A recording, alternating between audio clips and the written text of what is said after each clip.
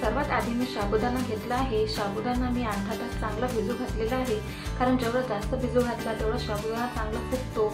आणि याला थोडंसं मी मिक्सरमध्ये काढून घेतलं आहे, म्हणजे जास्त बारीक पण नाही, आबडधोबड मिक्सरमधून काढून घ्यायचं आहे।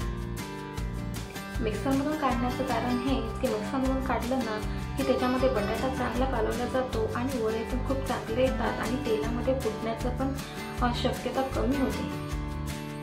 नंतर मी यामध्ये शेंगदाण्याचं कूट काढून घेतलं आहे। 2 चम्मच शेंगदाण्याचं कूट बारीक काढून घेतलेलं त्याच्यामध्ये कालवायचं आहे आणि बघा चांगलं मिक्स करायचं आहे त्याच्यामध्ये शेंगदाण्याचं कूट, म्हणजे जास्त अति पण टाकायचं नाही। मी 2 चम्मच घेतलेले आहे आणि चांगलं मिक्स करून घेतलं आहे त्याच्यामध्ये, तुम्ही बघू शकता।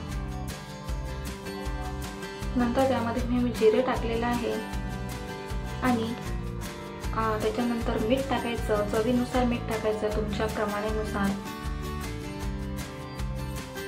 याच्यामध्ये तुम्ही मिरचीची पेस्ट सुद्धा टाकू शकता। मी चवीला फिक्केच ठेवलेला आहे, कारण माझा 1 वर्षाचा मुलगा सुद्धा खातो, म्हणून मी त्याच्यामध्ये मिरचीची पेस्ट टाकलेली नाही आहे, तुम्ही टाकू शकता।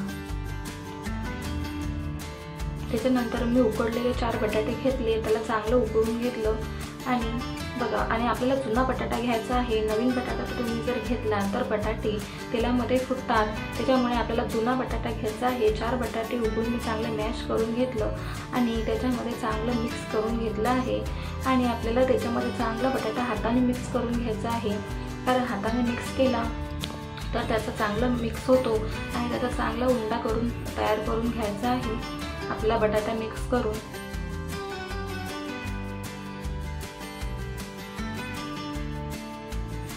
मी करत आहे त्या पद्धतीने तुम्ही उंडा चांगला चुरून घ्या हाताने आणि चांगला मिक्स झाल्यानंतर आपल्याला त्याचे छोटे छोटे वडे करून घ्यायचे आहे। वड्यांचा आकार तुम्ही तुम्हाला जसा पाहिजे तसा तुम्ही वड्यांचा आकार ठेवू शकता। बघा, मी माझ्या वड्याचा आकार एवढा ठेवते, म्हणजे जास्त छोटे पण नाही आणि मोठे पण नाही, मीडियम साईजमध्ये मी सर्व वडे करून घेते। बघा, तुम्ही बघू शकता मी वड्यांची साईज किती ठेवलेली आहे। अशा प्रकारे मी सर्व वडे आधी करून घेते।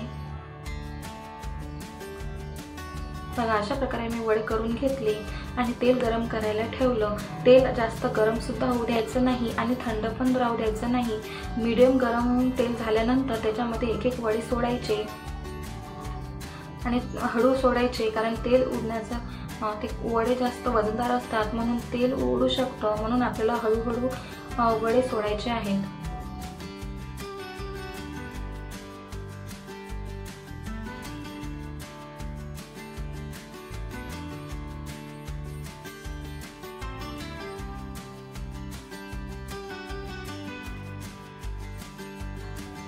वडे टाकल्यानंतर आपल्याला वाट बघायची आहे, लगेच त्याला चम्मच किंवा पलटायचा प्रयत्न करायचा नाही, कारण वडे खाली चिकटतात लगेच उलटल्यावर, त्याच्यामुळे थोडेसे खाली होऊ द्यायचे आधी पूर्ण आणि त्याच्यानंतर पलटायचे। बघा, आता चांगले खाली सोनेरी कलर आलेला आहे, तर मी आता त्याला पूर्ण पलटणार आहे। बघा, तुम्ही बघू शकता।